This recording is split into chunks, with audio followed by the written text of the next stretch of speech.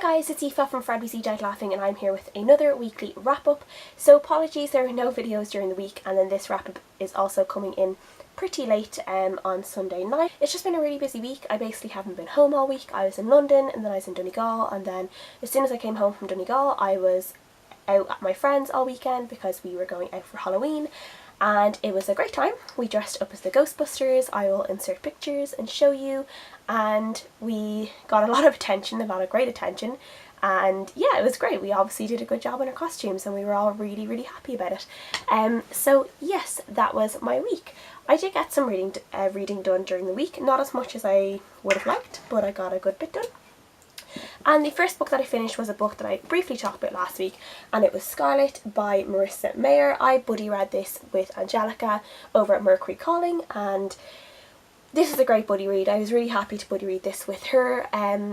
It's been quite a while since I read Cinder, so I was a bit unsure whether I would be able to follow what was going on in this book, and I was really able to follow on. It was very easy. I really liked the way it wasn't just focused on Scarlet. We did get points of view from Cinder as well, so we knew what she was up to after the events of Cinder. We kind of were able to get a little bit of a catch up. And I just really enjoyed the story in this. I enjoyed the little relationships in it. I loved Wolf, who was one of the main male characters in this book. It's been a long time since I fell in love with a male character so fast, the way I fell in love with Wolf in this one. I really like how this story played out, and it's really made me excited to go on and read Crest. I gave this a 4.5 out of 5 stars because it was just brilliant. I also finished Eat, Sleigh, Love by Petersen. This is the third book in the Married with Zombies series, and I feel like there were supposed to be more books after this one, but Petersen stopped writing under that name. And yes, so this one is basically about Sarah and David, who are a couple who are really struggling in their relationship, and they're like on the brink of getting a divorce when the zombie apocalypse breaks out, and it kind of helps repair their relationship, and they end up becoming kind of like zombie hunters and stuff like that.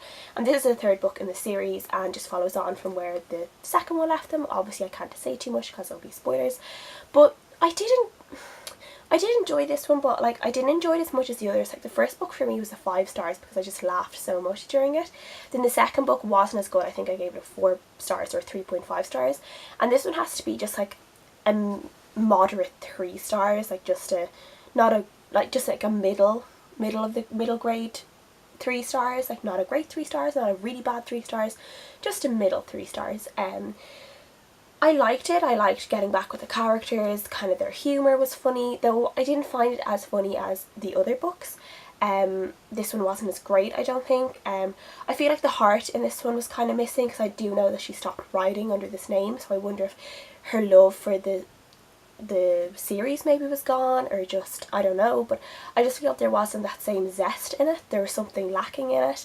And yeah, 3 stars. There is like a short novella that's like set after this book, and I probably will read that just so I can finish up where they left off and I just find out what happens afterwards, because I do want to know. But yeah, 3 stars. I also finished Glitter by Aprilynne Pike. This is a book I got from NetGalley and it was just out last week, and this is absolutely brilliant. This is like a kind of YA dystopian book, and it's set in the Sáenz Versailles Palace, or the Sáenz Versailles region, where basically there's these people who live in France, but they basically live as if they're living in the 18th century, and they live in that Palace of Versailles. Like that's their whole kind of world, and just some of the surrounding areas around the palace. That's like their country.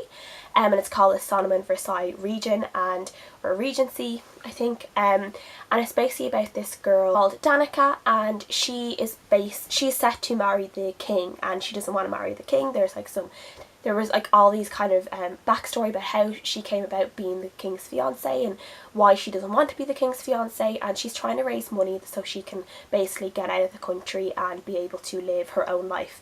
And she finds out about this drug called glitter, and it's like really addictive, and she ends up selling the drug in makeup. She like mixes it in with makeup and she sells it to the people in the palace to earn money, and they all obviously become addicted, and she kind of becomes like a drug dealer basically. And it's just about her doing this and her feelings about it, and then all this other stuff that is going on with her friends and the king and this new guy that she meets that kind of like throws things in a loop for her as well. And it's just really great. It's absolutely brilliant first book for a series. I cannot wait for the next few books. I'm gonna have to wait now probably, like I say, a year for the next one, and that's just devastating for me because this one was so brilliant. The world building in this was really great. Like, seems like it's going to be hard to explain, but it's really not. It's explained so well. You really get the hang of what this world is and what it's like. And it's just absolutely brilliant.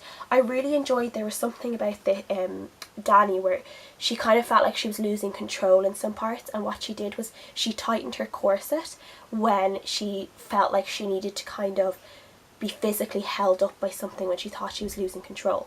And I just really love that symbolism of her corset tightening and literally making her stand up and making her kind of seem strong when she wasn't. And I just loved that throughout the whole book there was this whole thing of her and her corset and what it symbolised for her, and kind of letting go of control and kind of like fear and courage and things like that. And I just really enjoyed that. So this was a 5 out of 5 stars for me. It was absolutely brilliant. Really recommend. I buddy read Aristotle and Dante Discover the Secrets of the Universe with Kirsty over Kirsty's reviews for the book Buddyathon, and we both really enjoyed this one. First of all, everyone knows I think what Aristotle and Dante is about, but it's about these two kids called Aristotle and Dante and just their friendship basically, and it's set in the late 80s. And I will say this book is definitely overrated. I've heard a lot of great things about this book, and it is a really great written book.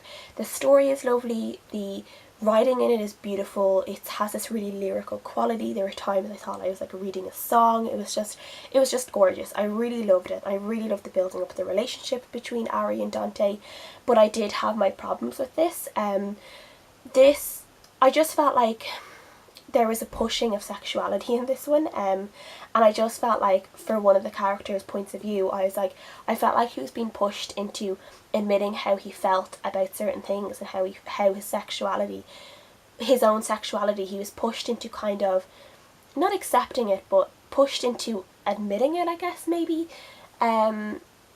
sooner than he probably would have liked. And I just didn't really like that. I just felt like that's a personal journey, everyone has to go through their own thing, and this kid is basically being told by everyone else like who he loves and who he wants to be with, and it's just like, yeah, but like, can you not let him figure that out for himself in his own time when he feels he's able to do that, rather than have literally everyone else in his life pushing him towards that decision.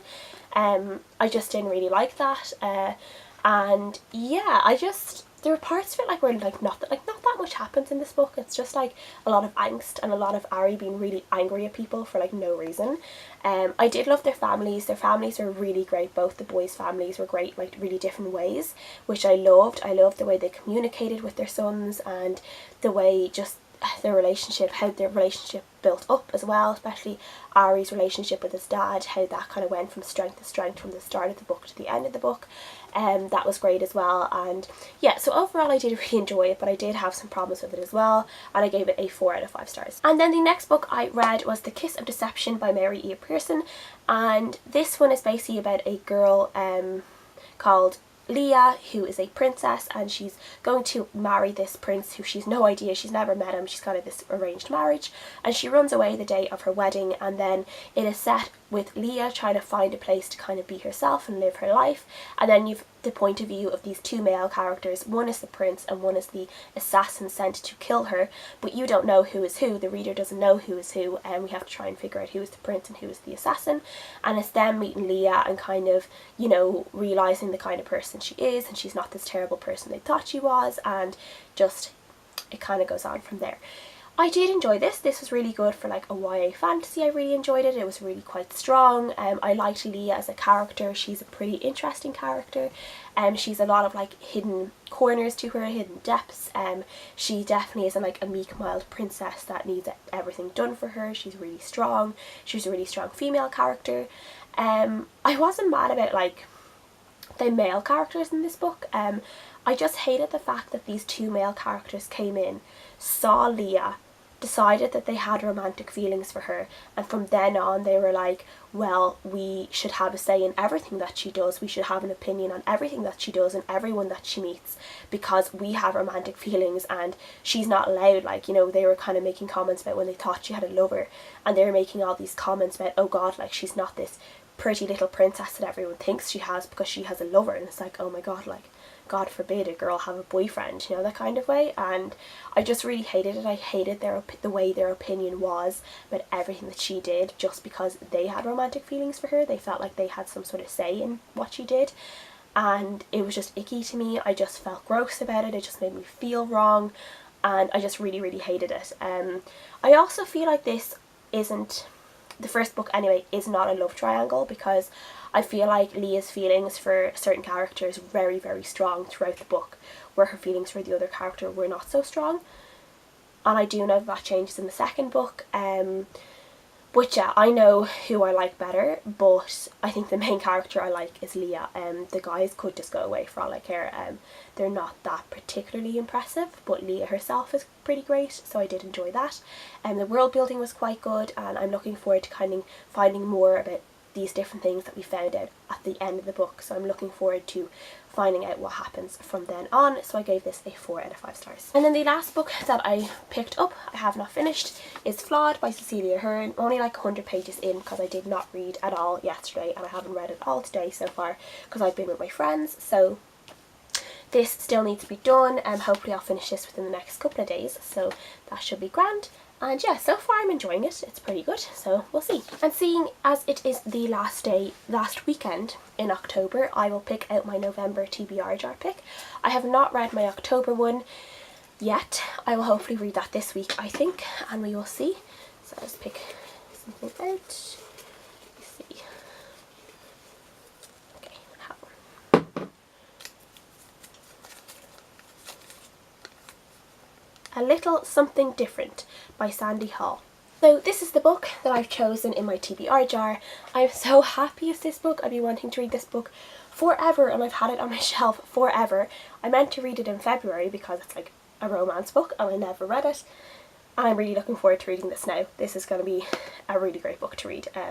I've heard really great things about this book as well, so I'm really, really looking forward to that. Everything that I've read this week, please let me know what you guys think. Let me know what you guys dressed up for as Halloween, because I want to know.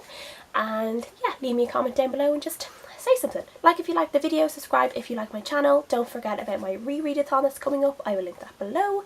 And I'll see you guys again next time. Bye!